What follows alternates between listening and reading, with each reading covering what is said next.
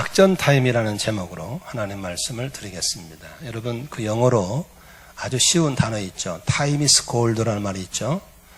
시간이 황금이다라는 소리죠. 여러분, 5분을 더 빨리 가기 위해서 때로는 비싼 택시를 타야 될 때가 있죠. 좀 더 부산을 빨리 가기 위해서 비싼 KTX를 타기도 하죠. 우리나라는 전철이 거의 일반적인 전철이지만 일본 같은 데는 같은 전철도 급행이 있고 완행이 있습니다. 급행은 훨씬 돈을 많이 주고 중간에 쉬지 않고 바로 가버린 거거든요. 우리나라도 지금 동작에서 김포항까지 최근에 급행 전철이 생겼더라고요. 우리가 돈을 주고라도 시간을 살려고 했던 것은 시간이 돈보다 더 중요하다는 사실을 말하는 것이죠. 저는 선교를 다니면서 많은 선진국도 가보고 후진국도 가봤습니다. 여러분, 우리는 선진국과 후진국의 구별을 뭘로 하십니까? 대부분이 얼마나 잘 사는가, 얼마나 못 사는가로 구별합니다.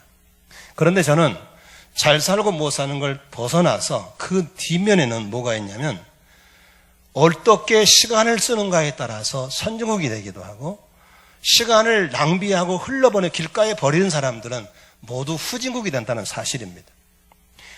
우리나라에도 성숙한 사람이 있고 미성숙한 사람이 있는데 뭘로 볼 수 있습니까? 여러분, 귀 걸었다고 멋있는 빠마를 했다고 성숙한 사람이 아닌 것입니다. 내게 주어진 시간을 어떻게 쓰느냐에 따라서 성숙한 사람이 될 수 있고 내게 주어진 시간을 함부로 낭비하는 사람은 미성숙한 사람이 되는 것입니다. 하나님은 공평하시기 때문에 누구에게나 태어날 때는 똑같이 알몸으로 태어납니다. 그러나 살아가면서 어떤 사람은 귀한 사람이 되고 천한 사람이 되기도 하고 성공하기도 하고 실패하기도 하고 슬프기도 하고 웃기도 하고 이렇게 삶이 구별되는 것은 무엇이 그를 그렇게 갈라놓습니까? 바로 주어진 시간을 어떻게 쓰느냐에 따라서 그렇게 달라지는 것입니다. 여기 청년들도 있죠? 여러분들의 미래의 시간은 멈추지 않습니다. 지금도 흘러가고 있는 겁니다. 이 시간을 어떻게 쓰느냐에 따라서 앞으로 10년 후에 웃을 수도 있고 울 수도 있는 것입니다. 그러므로 여러분, 가장 어리석은 사람은 내게 주어진 시간을 함부로 쓰는 사람이고 가장 지혜로운 사람은 내게 주어진 시간을 잘 쓰는 사람인 줄로 믿습니다. 에베소서 5장 18절에는 세월을 아끼라, 때가 악하니라고 했습니다. 이 세월을 아끼라는 말은 영어 성경에 또 번역 성경에는 이렇게 써 있습니다. 너에게 주어진 기회를 선용하라고 하는 것입니다. 그러므로 내게 주어진 기회는 멈춰 있지 않습니다. 막 지나가고 있는 겁니다. 지나가는 기회를 어떻게 선용하에 따라서 나중에 웃을 수도 있지만 이 기회를 놓쳐버리고 기회를 악용하면은 기회는 후회로 바뀌어버린 것입니다. 수많은 인생들이 주어진 기회를 선용하지 못해서 후회하고 살고 있는 것입니다. 여러분들은 삶을 살면서 얼마나 자신의 삶을 후회하는지 모르겠습니다. 그러나 오늘 설교를 잘 들으심으로 여러분의 삶의 후회가 보람으로 바뀌어지기를 주의 이름으로 축원합니다. 여러분, 우리가 운동 경기할 때 축구 경기 45분을 뛰고 10분간의 중간에 작전 타임, 하프 타임을 갖습니다. 그리고 또 45분을 뛰죠. 농구 같은 경우는 경기하다가 감독이 피로에 의해서 작전 타임을 요구하면 게임을 중지시키고 그래서 이 작전 타임을 가죠. 그래서 어떤 걸 잘했는데 어떤 게 부족하다, 어떤 걸 보완해서 이렇게 하자. 이 작전 타임을 잘함에 따라서 계속 성공으로 갈 수 있고 지고 있던 걸 역전해서 승리할 수 있는 것이 바로 작전 타임인 걸 볼 수 있는 것입니다. 우리 인생도 살아가면서 그냥 체념 속에 되는 대로 살아가는 것이 아니라 내 삶을 한번 정지해 보시고 이 시간 통해서 내 삶에 지난해 어떻게 살아왔는지 내가 어디로 살아가고 있는지 내가 뭘 해야 될 것을 돌아보는 이런 인생의 삶의 작전 타임이 필요하다고 하는 것입니다. 나는 여러분들이 이 시간이 내 삶의 어떤 중요한 터닝 포인트가 될 수 있기를 주의 이름으로 축원합니다. 물론 아직도 정신을 못 차린 어리석은 사람들은 이 시간에 밑에서 문자한다든지 딴전을 피운다든지 흘러보낼 수 있겠죠. 그 사람은 그분의 선택이기 때문에 또 그렇게 될 수 있겠죠. 그러나 여러분, 바디메오가 자기에게 주어진 기회를 놓치지 않고 예수를 붙잡고 인생을 터닝포인트 했던 것처럼, 삭개오가 자기 집을 찾아온 예수를 붙잡고 인생을 바뀌었던 것처럼, 나는 여러분들의 삶의 중요한 작전 타임이 되시기를 주의 이름으로 축원합니다. 오늘 우리의 삶은 참 좀 더 크게 돌아보면 그냥 시간이 지루하고 많은 것 같지만 절대 그렇지 않습니다. 제가 클 때만 해도 20년을 준비하면 30년을 일하다가 20년 노후를 보내는 232의 전략이었습니다. 그러나 지금 제가 살아가고 있는 때는 30년을 준비해야 세상에 나가서 사람 노릇 할 수 있습니다. 그리고 20년을 일하다가 30년을 노후로 보내는 것이 지금의 삶입니다. 다시 말하면 232가 323으로 바뀌어버린 것입니다. 다시 말하면 우리에게 주어져 삶이 그렇게 결코 넉넉하거나 많지 않다는 사실입니다.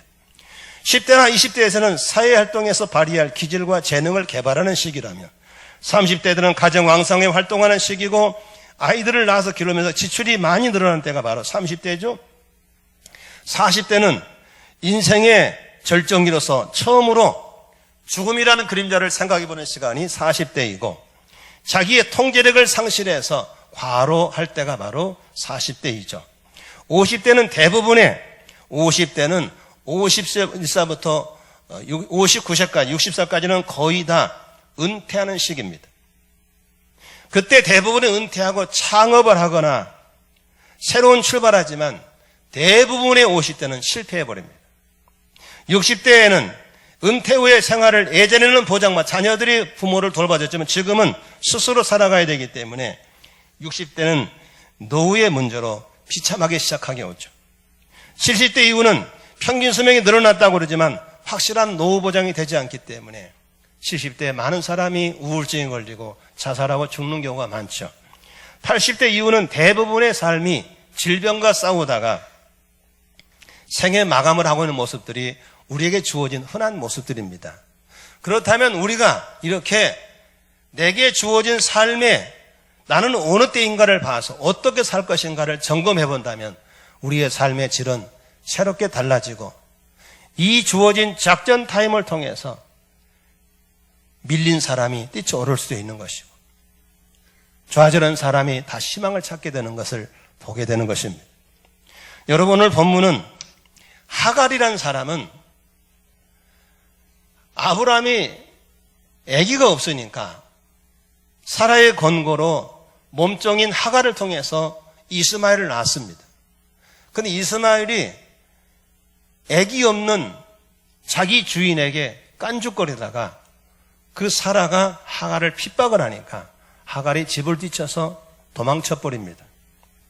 도망치는 하갈에게 하나님의 천사가 와서 다시 돌아가라고 그러면서 그의 인생에 하갈에게 작전 타임이 주어지는 것입니다. 오늘 이 하갈을 통해서 내 삶의 작전 타임에서 가장 중요한 몇 가지를 점검해 보시기를 바랍니다. 첫 번째로 오늘 성경을 보시면 8절에 한번 볼까요? 같이 한번 읽겠습니다. 시작. 이르되 사레의 여종 하갈아, 네가 어디서 왔으며 어디로 가느냐? 그가 이르되 나는 내 여주인의 사례를 피하여 도망하나이다 그랬거든요. 여기서 보세요. 하나님이 하갈을 부를 때 하갈아 라고 부른 게 아니고 뭐라고 불러요? 성경 보세요. 뭐라고 불렀어요? 사레의 여종 하갈아 라고 부릅니다. 다시 말하면 하갈이 내가 누구인가를 하나님이 알려주는 것입니다. 요새 여러분 영어로 아이덴티티란 말을 참 많이 쓰시죠. 내가 누구인지, 나의 정체성을 찾는 것입니다. 인생의 대부분은 사람들이 태어나서부터 어른이 되면 어떤 역할에 묶여 삽니다. 회사에 가면 자기 역할이 있는 것입니다. 가정에 가면 자기 역할이 있는 것입니다.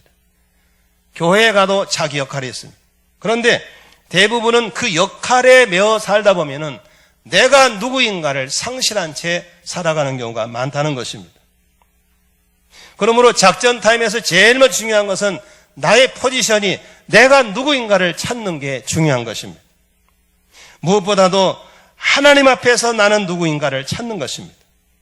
오늘 하갈을 향해서 하갈아라고 부르지 않고 사례의 여종 하갈아라고 부른 것은 자기의 신분, 자기의 정체성을 잃어버려 도망가는 그를 잡아서 알려주시는 하나님의 배려를 볼 수 있는 것입니다. 여러분, 지금까지 살아오면서 나는 어떤 역할을 하고 살아왔는지, 사람들은 그 역할이 마음에 안 들어서 도망은 못 가고 죽을 수도 없고 맨날 불평하면서 일하는 회사원, 집에 가서 맨날 투정하는 사람들, 교회 와서 자기 역할이 마음에 안 들어서 맨날 원망 불평하는 사람들, 자기를 잃어버리는 비참한 삶인 것입니다.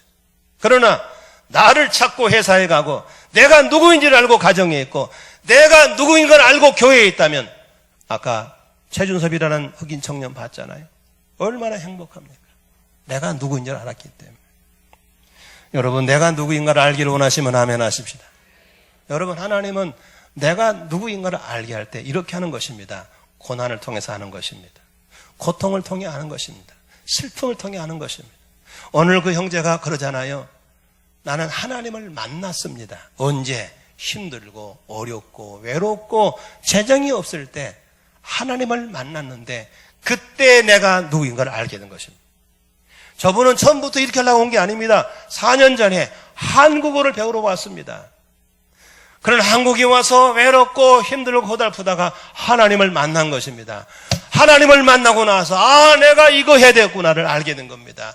예수를 만난 것입니다. 그래서 1년 전에 아예 이사를 와서 이제 한국이 나의 집입니다. 왜 내가 한국 이걸 하고 있는가? 하나님이 그렇게 하고 불렀다고. 이게 바로 콜링, 소명이라고 하는 것입니다. 대부분의 사람들이 어려울 때, 고난당할 때 낙심하고 좌절해 보내버립니다. 아닙니다. 고난과 어려움은 바로 하나님을 만나고 내가 누구인가를 찾을 수 있는 절호의 기회가 그때인 것을 믿으시길 바랍니다. 저는 40년 가까이 이렇게 목회를 하면서 내가 누구인가를 몰랐습니다. 이 교회를 개척해서 27년째 섬겨오면서 우리 교회의 정체성을 잘 몰랐습니다. 그냥 선배들이 하니까 저렇게 하는가 보다. 그래서 나도 사람들을 많이 모으는 목회하려고 빚을 내서 땅을 사고 건물을 짓고, 성도들 보고 땅 사고 건물 지면 복 준다고 헌금하게 만들고, 그 귀한 성도의 헌금으로 수많은 부채 이자를 내면서 버겁게 살아왔습니다. 힘들었습니다. 내가 헌금하지 않고 성도부 헌금할 수가 없습니다. 저도 작정을 다 갚지 못해가지고 이제 10월 15일까지 갚아야 제가 작정을 다 갚습니다. 그리고 사람을 많이 모으는 교회가 되려고 수단과 방법을 가르치고 남의 교회는 와도 환영해 줬습니다. 잘 왔다고. 옆교회에서 사고치고 와도 잘 왔다고 환영했던 저였습니다. 그러나 수많은 부채 속에서 힘들고 어렵고, 심지어는 우리 아내가 차비가 없어. 여보, 나 버스편 끊어줘. 남들은 큰 교회 담임 목사 같지만 버스비가 없는 아내를 보면서 그게 싫다고 성도들은 실실 다 도망가 버리고 착하고 성도들만 남아서 나만 쳐다보고 있을 때 저는 그 고난 가운데 다시 예수를 만난 것입니다. 나도 언젠가는 죽을 것이고 나도 언젠가는 하나님 만날 건데 가서 너 뭐하다 왔냐 그러면 할 말이 없는 거예요. 큰 교회 하려고, 사람 많이 모이는 교회 하려고 이렇게 하다 왔습니다. 그럼 주님이 난 너보고 그런 일 하고 온 적 없는데 라는 말을 들었다면 내 인생은 끝인 것입니다. 이 말을 한마디 하고 싶었어요. 주님, 제가 목사로서 성경에서 말하는 그런 교회 세우다가 왔어요 라는 한마디 하고 싶었어요. 그래서 제 교회를 다시 돌아보고 제 사역을 다시 돌아보면서 과감한 수술을 하게 됐어요. 쪽팔리지만 건물을 팔았고 마음이 아프지만 땅을 팔아서 부채를 없앴어요. 그리고 본의적이고 대접받기 좋아하고 윗자리 좋아하는 그런 목사가 아니라 나부터 빗자루 들고 청소하고 나부터 쓰레기통 비우고 섬기는 목사로 가야 되겠다. 그리고 이리라 저리라 가리키는 목사가 아니라 이렇게 하는 겁니다라고 삶으로 보여주는 목사가 돼야 되겠다. 그런 나의 정체성을 찾고 나의 본질을 찾고 나의 사명을 확인하게 됐어요. 주변의 사람들이 왜 그 땅을 팔아요? 왜 집을 팔아요? 버티면 되는데 라는 분도 있었어요. 그러나 저는 내게 얼마 남지 않은 목회자의 이 연한이 절대 그렇게 보내고 싶지 않았어요. 첫째는 우리 아내를 설득했어요. 쉽지 않았어요. 우리 장로님도 설득했어요. 저분들도 다 지각 있는 분들인데 첫마디 오케이 하지 않았어요. 어떤 분은 좋다고 그러던 사람은 반대했어요. 그러나 하나님 앞에 우리가 차근차근 돌아보면서 우리 아내도 우리 장로님들도 우리 교회 리더들도 교회가 무엇인가를 찾게 되었고 내가 누군가를 찾게 되었고 어떻게 예수 믿어야 되는가를 알면서 우리 교회의 정체성을 찾게 된 겁니다. 그래서 아무리 탐인하고 어려워도 이웃교회 성도 가면 일단은 등록을 받지 않기로 했어요. 왜 그럴까요? 남이 훈련한 교회 늘 들어오면 좋죠. 헌금 잘하고 말 잘 듣고. 그러나 거기서 문제 일으키시면 여기 오면 안 일으키란 법 없어요. 또 시끄럽더라고요. 자주 들락거리신 분들은 죄송하지만 신중에 나가고 한번 나가면 오시지 마세요 하는 것이 우리 방침이었어요. 왜? 우리는 영혼을 구원하는 것이 주님의 소원이기 때문인 줄로 믿습니다. 그리스도 안에 들어가는 한국의 15% 인구 말고 아직도 예수를 모르는 85%를 향하는 것이 교회가 해야 될 일인 것을 알게 된 것이죠. 아직도 세팅 중에 있습니다만 우리는 그렇게 가고 있는 거죠. 힘들죠.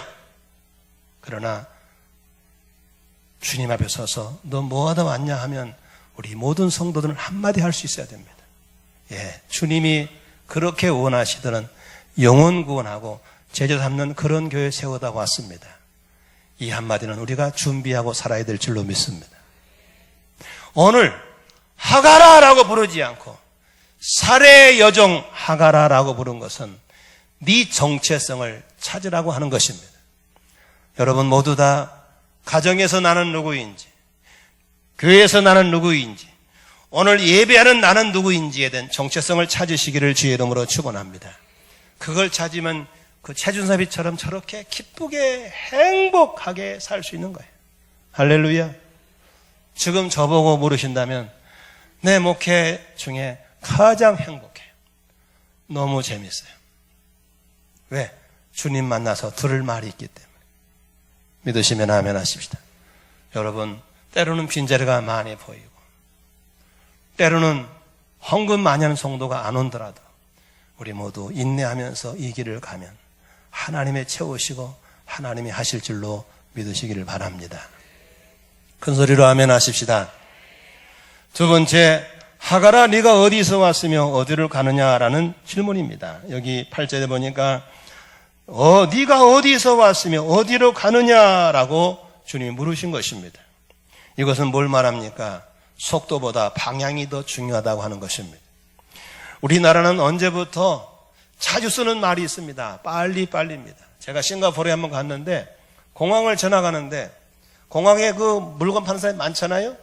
그분들이 아저씨 빨리빨리, 아줌마 빨리빨리 그래서 이 사람들이 어떻게 한국말을 잘하냐 했더니 한국 사람 지나가면 모두 다 쓰는 말이 그거래요. 아줌마 빨리빨리, 아저씨 빨리빨리. 빨리빨리를 좋아하는 게 우리나라 사람입니다. 저도 우리 아내가 저보고 하루에 빨리빨리라는 말을 몇 번 한지 세다가 말아서 너무 많아가지고.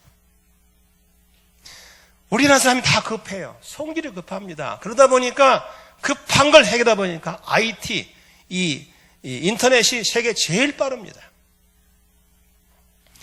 끊임없이 빠른 비행기, 빠른 기차, 빠른 자동차를 만들고 있습니다.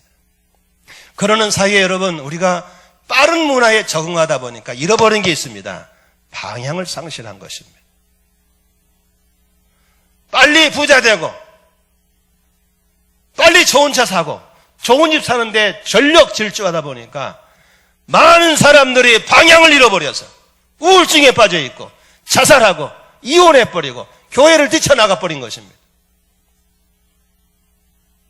여러분 얼마나 안타까운지 모릅니다. 속도도 중요하지만 속도보다 더 중요한 게 있다면 여러분 방향인 것입니다. 아멘이시죠? 네가 어디서 오며 네가 어디로 가느냐라고 묻는 이 질문 앞에 여러분 우리의 작전 타임에 방향을 점검하시기를 주의 이름으로 축원합니다. 저도 목회하면서 이 성도들을 이끌어가는 리더로서 제가 잠시 방향을 잘못 잡은 거였어요.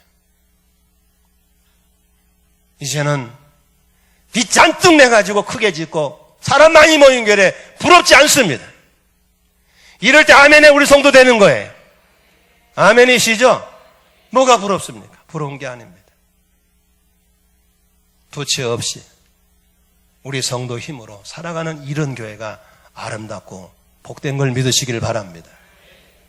우리나라 기업들 엄청난 부채 꺼내가지고 생색내고 다니고 호화스러운 전세변기 타고 다니고 호화스러운 유람을 타고 다니면서 생색내는 정신 나간 사람들, 이런 사람들이 기업주가 되고 이런 사람 정치를 하고 있으면 이 나라가 어디로 가겠습니까? 우리 모두 방향을 다시 한번 점검해야 될 줄로 믿습니다. 저는 해군 출신이라 바다에서 배를 많이 탔습니다. 바다에 가면 군함도 있고 해양경찰배도 있고 어선도 있고 상선도 있고 많이 있습니다. 그런데 여러분 배라고 다 같은 배가 아닙니다. 목적지를 향해서 꾸준히 가고 있는 배를 항해한다고 합니다. 그러나 그중에 간혹 목적지를 상실한 채 어디로 갈지 모르는 파도에 밀려다니는 것은 항해가 아니고 표류라는 사실을 아셔야 됩니다. 오늘날 많은 사람들이 표류하는 인생을 살면서 그게 인생인 줄 압니다. 아닙니다. 표류한 건 실패 인생입니다. 나는 여러분들이 지금 내가 왜 살며 어디로 가는가를 알고 살아가시기를 주의 이름으로 축원합니다. 그러므로 인생을 살아갈 때, 등산할 때, 산에 올라갈 때는 거의 길을 잃지 않는답니다. 왜냐하면 목적지가 분명하기 때문에. 대부분의 등산객들은 하산하다가 실패한답니다. 왜? 방향을 잃어버린 거예요. 목적지가 없는 거예요. 그래서 산사태 사고도 내려다가 사고 나죠. 올라갈 때 사고가 안 난다고 합니다. 우리 인생이 방향을 잃어버릴 때 얼마나 비참해지는지 모릅니다. 여러분 이런 작전 타임에 몇 가지 질문을 한번 들어보십시오. 첫 번째로 나는 무엇 때문에 이렇게 많은 일들을 해야 하는가에 대한 질문을 해보십시오. 두 번째, 지금의 결과를 얻기 위해서 그토록 애쓰며 살아온 이유를 한번 돌아보십시오. 나의 부족감은 어디서 오는 것일까? 언제까지 이렇게 살아야 될 것인가? 나는 지금 어디에서 와서 어디로 가고 있는 것인가? 내가 지금 하고 있는 이 일이 과연 옳은 일인가? 지금 내가 가는 방향으로 계속 가도 되는 방향인가? 스스로를 점검해보고 돌아보는 것이 이 작전 타임에 필요한 줄로 믿으시기를 바랍니다. 저는 끊임없이 목회를 하면서 내가 이 잘하고 있는 거야? 내가 잘하고 있는 목회야? 라는 걸 질문해 봤습니다. 한국교회 지도자로서 이 도시의 지도자로서 끊임없이 우리는 지금 바로 가고 있는지를 돌아보는 것입니다. 여기 보시겠어요? 여러분 시간의 주관자가 누구예요? 하나님이신 걸 믿으시죠? 그분은 생도, 사도, 화도, 복도 그분 손에 있는 거예요. 그러므로 여러분 그분 앞에 내가 누구인지 그분 앞에 내가 바라가고 있는지를 물어 답이 없다면 죄송하지만 표류하고 있는 겁니다. 하나님 앞에서 우리 사랑하는 만나교회 성도님들이 표류하지 않기를 주의 이름으로 축원합니다.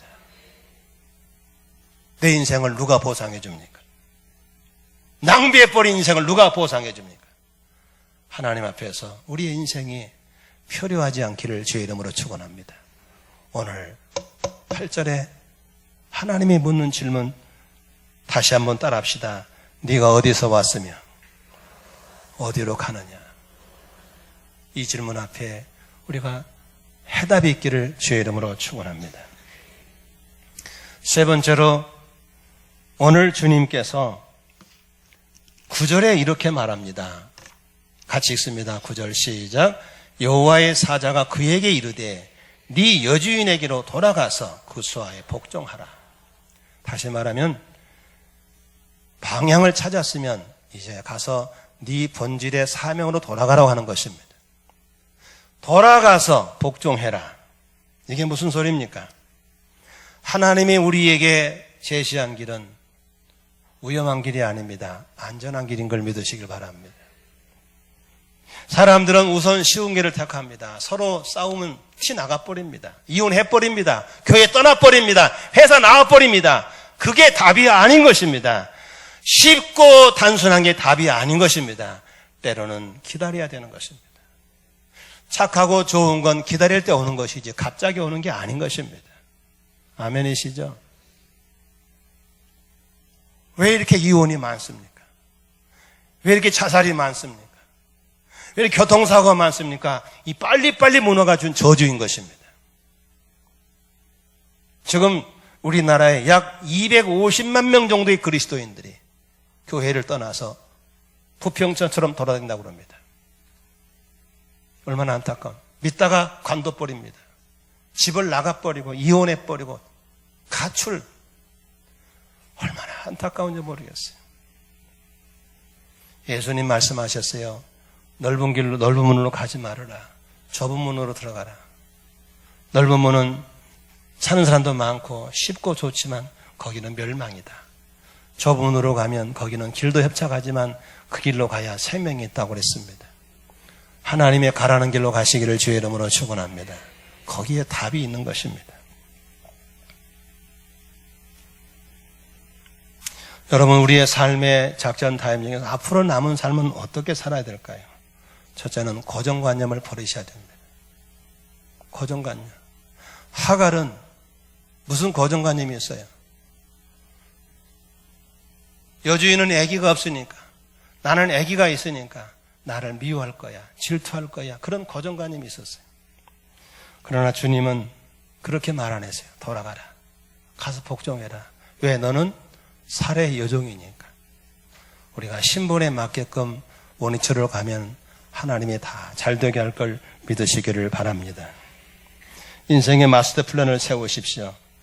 우리나라 사람들은 집을 지을 때 설계할 때 통째로 보잖아요. 근데 호주에서는 집을 지을 때 설계할 때 말이죠. 그 분야를 감사를 다 따로 한다고 합니다. 그러니까 우리나라는 부실공사, 호주는 부실공사 적게 나온다는 겁니다. 대부분 여러분 건물이 무너지고 사고가 나면 무슨 말 됩니까? 설계대로 안 했네? 이 말 많이 하죠. 설계대로 되지 않았다는 것입니다. 이 말은 무슨 소리예요? 부실공사입니다. 오늘날 많은 사람들이 부실공사 같은 인생을 살아가고 있습니다. 계획이 없습니다. 그냥 살아가는 것입니다. 지난 주간에 우리 백윤정 집사님이 워싱턴으로 돌아갔습니다. 저에게 청년으로 있다가 결혼해서 미국으로 시집가 사는데 2년 만에 나와서 이번에 자기 동창들을 만났다. 그 친구가 38인데 38세에 먹은 자기 또래 동창들끼리 펜션에서 1박을 했답니다. 그 친구 하는 말이, 목사님, 나는 10년 만에 와보니까, 12년 만에 였구나, 와보니까 우리나라 동창들 너무나 많이 변했어요. 왜? 미래가 없는 거예요.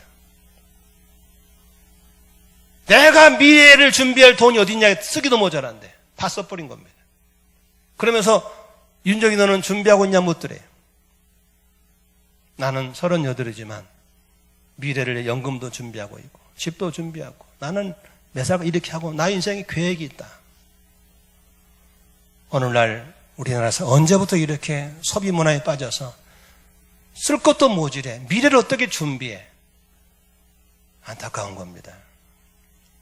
따라합시다. 미래는 준비하는 사람만 웃는다. 믿으시면 아멘 하십시오. 미래를 준비하시길 바랍니다. 인생을 준비해야 되는 것입니다.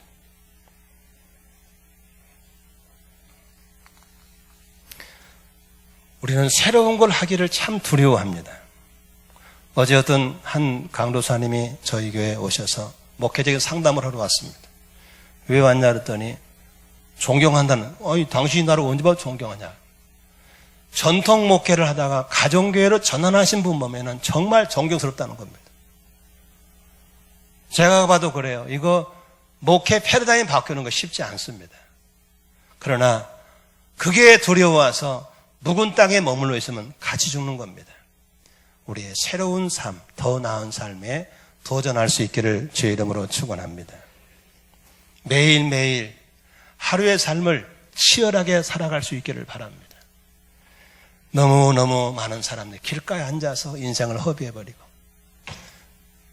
인터넷 앞에서, 스마트폰 앞에서, TV 앞에서 인생을 낭비하지 말고 끊임없이 나의 삶을 체계적으로 잘 사용할 수 있기를 주의 이름으로 축원합니다. 절대로 여러분 시간의 주관자인 하나님은 우리에게 마냥 시간을 주지 않습니다. 때가 되면 부르실 것이고 때가 되면 이제 됐다라고 시간을 더 이상 주지 않을 것입니다. 그때까지 우리의 시간을 잘 쓰시기를 주의 이름으로 축원합니다. 끊임없이 여러분 선택된 분야에서 달인이 되도록 끊임없이 준비하는 겁니다. 저는 진짜 사나이라는 영화를 TV를 가끔 보는 거기에 얼마 전에 박찬호라는 선수가 출연했어요. 근데 박찬호가 무슨 별명이냐면 연습벌레더구만요. 그렇게 집요하게 연습하니까 미국에 가서 그렇게 야구로 성공한 사람이 되는 거죠. 우리가 한 가지 일에 더 집요하게. 저는 한 편의 설교를 준비하려면 월요일 날 주제를 정합니다. 그리고 일주일 내내 그것만 얘기합니다. 일주일 내내 그것만 생각하는 겁니다. 또 오름에 맴하고 또 오름 맴하고 또 오름 맴하고 그리고 주일날 전하는 겁니다. 월요일 되면 또 이제 이것을 한 달 동안 쉬는 겁니다. 여러분 끊임없이 여러분 하는 일에 달인이 되도록 도전하시고 연습하셔서 성공하시기를 주의 이름으로 축원합니다. 끊임없이 호기심을 가지고 새로운 것을 하셔야 됩니다. 지난주에 우리 제임스 윤 선교사님하고 윤영원 선교사님을 뵙고 식사를 대접한 제가 도전받은 게 있습니다. 윤영원 선교사님은 의사로서 선교사로서 은퇴하신 분입니다. 몸도 병이 있으셔서 점점 날로 쇠약해져 가고 있습니다. 근데 그 선교사님이 저에게 주신 도전이 뭐냐면 지금도 주어진 시간을 잘 쓰고 있는 겁니다. 하루에 성경을 200페이지씩 읽는 겁니다. 옆 사람 물어보실래요? 너는 하루에 성경 몇 페이지 읽냐 물어봐. 시작 물어봐요. 그리고 답은 묻지 마라. 쪽팔리니까. 하루에 200페이지 성경을 읽으면서 1년의 성경을 6독 한다는 겁니다. 지금 8월을 마쳤으니까 이제 4독을 끝내고 나머지 4개월 동안 또 2번을 읽는다는 겁니다. 그리고 일어를 공부하고 영어를 공부하고 러시아를 공부하면서 끊임없이 공부하는 겁니다. 그거 선교 나가기 위해서 그런 게 아닙니다. 자기의 삶을 개발해 가는 것입니다. 그게 인생의 아름다운 걸 믿으시 바랍니다. 인천에서 유명한 목사님, 이름만 하면 다 아실 목사님이 지금 78세인데 치매가 왔습니다. 자기 옷을 벗을 수 없을 만큼 치매가 왔어요. 노후의 가장 무서운 병이 암이 아닙니다. 바로 치매인 걸 아셔야 됩니다. 치매를 안 걸리려면 뇌를 괴롭혀야 됩니다.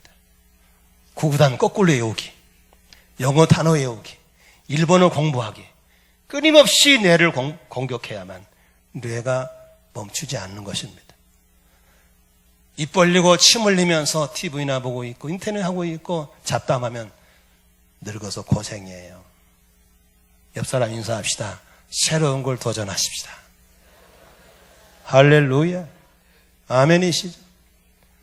노후에 할 일 없어 놀지 마세요. 이번에 지난주에 김인주 목사님 만나는 나보고 그러더라고. 야, 노후에 할 일 없어? 동네 청소해. 일주일에 2번씩만 깨끗이 쓸어봐봐. 그러면 어느 날 사람들이 누구냐 그러다가 알아보면 네가 목사인 걸 알면 그때 동네가 전도가 될 거야. 할 일을 만들어서 하시기를 주의 이름으로 축원합니다. 놀면 안 돼요. 그럽시다. 놀지 말자. 아멘. 방바닥 쓸고 계단 쓸고 부지런히 빡빡 다니면서 새로운 일을 시도하면 인생에 달라질 줄로 믿으시길 바랍니다. 아직 멀쩡한데 죽을 준비하고 있으면 안 되는 것입니다. 할렐루야. 긍정의 힘을 믿으시길 바랍니다. 많은 사람들이 보세요. 안 된다라고 딱 말하는 순간에 안 되는 이유가 쫙 나오게 되어 있습니다. 그런데 할 수 있다라고 딱 말해버리면 그다음부터 할 수 있는 이유가 나오기 시작해 되어 있습니다. 나는 여러분들이 긍정의 사람 되시기를 주의 이름으로 축원합니다. 안 된다 말하지 마시고 된다는 말을 하시면 되는 이유가 날아오게 되어 있는 것이죠. 따라합시다. 할 수 있다. 하면 된다. 한번 해보자. 이것이 여러분의 용어 되시기를 주의 이름으로 축원합니다. 말씀을 정리하고 마치겠습니다. 성경에 이도한 사람들의 공통점이 있습니다. 모두 다 공통된 사람들은 다 삶의 작전 타임을 적시적소에 가졌던 것입니다. 지난주 9월 1일 날 김인주 목사님 은퇴하시고 나서 저희 에덴학파들을 대부도에 있는 동산 수양관에 불러다가 식사를 한번 대접해 주셨어요. 모여서 이제 같이 이런저런 얘기하다가 제가 이런 질문을 했어요. 형님, 누가 봐도 형님은 지금 건강이 좋으시고 누가 봐도 대단하신 분이신데 왜 은퇴했습니까? 어느 동산교인들도 다 그분들 지금 은퇴할 때가 아니라고 왜 은퇴했습니까? 라고 물었습니다. 그분이 무슨 대답을 했는 줄 아세요? 이 사람아, 때가 중요한 거야. 하나님의 때를 놓치면 안 돼. 그 때를 놓치면 노망기 나와서 쌓는 공적 다 무너진 다음에 나오는 거예요. 너무 빨라도 문제고 너무 문제고 그 때를 찬스를 잘 잡는 거예요. 그래서 그러면 그 때를 어떻게 잡습니까? 라고 물었을 때 나름대로 몇 가지 노하우를 주셨어요. 그 노하우는 시간 관계상 전할 수는 없고 나는 여러분들에게도 여러분의 삶의 때를 잡기를 주의 이름으로 축원합니다. 그게 지금 이 시간이에요. 지금이 작전 타임이에요. 아멘. 훌륭한 명장의 감독들은 게임하다가 게임이 지고 있을 때 정확한 때에 작전 타임 요구해서 게임을 뒤집는 수가 있는 거예요. 그런 모세 같은 경우는 호렙산 떨기나무 앞에서 사명을 받을 때 애굽으로 가라는 하나님 앞에 나는 못한다고 그랬을 때 하나님이 절대 물러나지 않고 계속해서 모세를 들여보낼 때 그때가 자신의 삶을 돌아보면서 나는 부족하지만 하나님이 함께하면 된다는 자신을 발견한 줄로 믿습니다. 그때가 요 모세의 작전 타임이었습니다. 광야를 통과할 때 이스라엘 백성들이 금송아지 사건으로 다 죄를 지고 하나님이 진노가 하늘에 찌를 때 모세가 엎드려서 목숨을 담보로 내놓고 내 백성을 살려달라 기도하는 중보자로서의 모세를 새롭게 발견한 때가 바로 그때인 줄로 믿습니다. 40년간 광야길을 걸어와 드디어 이제 가나안 땅이 눈에 보이는 겁니다. 바로 느보산 앞에서 하나님 불러서 다 내려놓고 너는 들어간다고 없을 때 그때 자신의 삶을 돌아보면서 이제 자기 생애를 마감하는 새로운 작전 타임 그때 갖는 것입니다. 여기는 지금 나이가 다 다릅니다. 환경이 다 달라요. 그러나 중요한 것은 내가 지금까지 살아온 삶을 돌아보고 앞으로 살아갈 날을 돌아보는 그런 작전 타임은 누구에게나 필요한 걸 믿으시기를 바랍니다. 이런 작전 타임을 가진 하갈에게 10절에 하나님은 어떤 복을 약속하고 있습니까? 10절을 같이 한번 읽을까요? 시작. 여호와의 사자가 또 그에게 이르되 내가 내 씨를 크게 번성하여 그 수가 많아 셀 수 없게 하리라. 할렐루야. 하나님은 이렇게 네 씨가 번성해서 창대하게 뻗어가는 계획이 있기 때문에 지금 작전 타임을 주고 있는 겁니다. 여러분은 적당히 살아서 사라져야 할 사람이 아니라 매우 중요한 사람인 걸 믿으시기를 바랍니다. 저는 이 설교를 준비하면서 많은 분들의 글을 보면서 내게 도전이 되는 말이 하나 있었습니다. 모두가 달려가는 목적이 어디입니까? 성공입니다. 여러분들 성공하고 싶으시죠? 성공하기를 원하시면 아멘 하십시다. 그럼 어디까지가 성공입니까? 여러분 돈 얼마나 모아야 성공입니까? 벼슬 얼마나 올라가 벼슬입니까? 나는 이 설교를 듣고 나온 여러분은 다 성공자인 줄로 믿습니다. 믿으시면 아멘 합시다. 이제는 성공을 위한 삶이 아니라 의미 있는 삶으로 돌아오기를 주의 이름으로 축원합니다. 저는 성공에 목이 마른 사람이었어요. 그런데 사람들이 나보고 김 목사는 성공했어요. 자꾸 그러더라고. 뭐가 성공인지 모르겠어요. 지난 주간에도 우리 아내하고 처녀 때 친한 친구 사모님이 오셨어요. 가시면서는 말이, 목사님은 성공했어요. 목사님은 뭘 성공인지 잘 모르겠어요. 여러분, 우리 모두 다 예수 믿고 구원받은 사람은 성공자인 걸 믿으시기 바랍니다. 이제 여기서 끝이지 말고 성공의 삶에서 의미 있는 삶으로 돌아오기를 바랍니다. 그게 뭐겠어요? 주님 만날 준비하는 겁니다. 생명은 생명을 낳는 것입니다. 예수 믿는 부모는 예수 믿는 자녀를 만들어 놔야 되는 것입니다.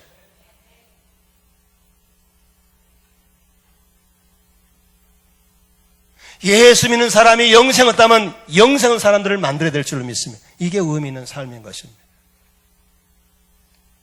9월 한 달 동안은 여러분이 자주 만나는 사람 가운데 이제 10월 달에 좀 우리 모임에 초청하고 싶은 사람이 있다면 그 사람 VIP를 정하고 일주일에 한 번씩이라도 혹은 매일이라도 만나시고 섬겨드리시고 그분의 어려운 필요를 찾아내드리시고 그를 섬기시면서 목장모에 모셔가시고 또 우리 예배 속에 모시고 나올 수 있기를 주의 이름으로 축원합니다. 하나님이 얼마나 기뻐하시겠어요. 이런 의미 있는 삶에 시간을 들이시고 공을 들이시기를 주의 이름으로 축원합니다. 오늘 작전 타임 잘 가져보셨어요? 반드시 여러분 삶에 새로운 출구가 열릴 것을 믿으시기를 바랍니다. 기도하겠습니다. 하나님, 우리 성도님들을